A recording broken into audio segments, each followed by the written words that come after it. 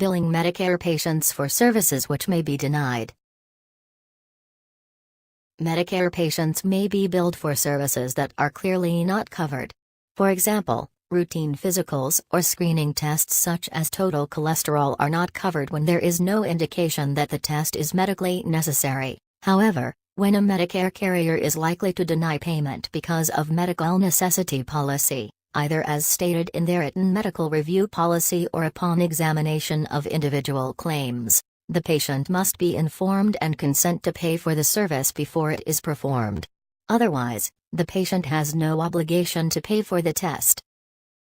An Advance Beneficiary Notice, ABN, sometimes called a patient waiver form, is used to document that the patient is aware that Medicare may not pay for a test or procedure and has agreed to pay the provider in the event payment is denied. Each ABN must be specific to the service provided and the reason that Medicare may not pay for the service.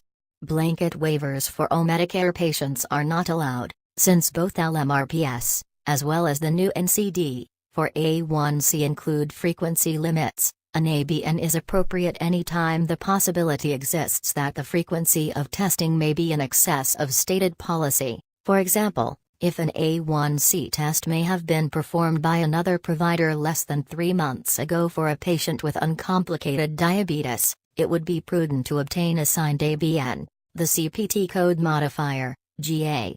Waiver of liability statement on file is used to indicate that the provider has notified the Medicare patient that the test performed may not be reimbursed by Medicare and may be billed to the patient.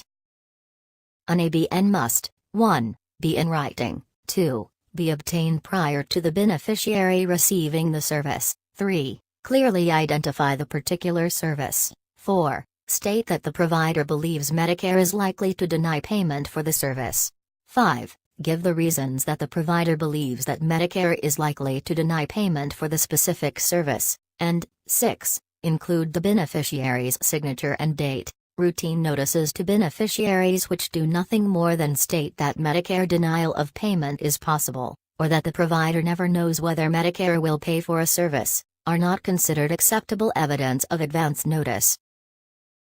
For more denials visit MedicarePaymentAndReimbursement.com.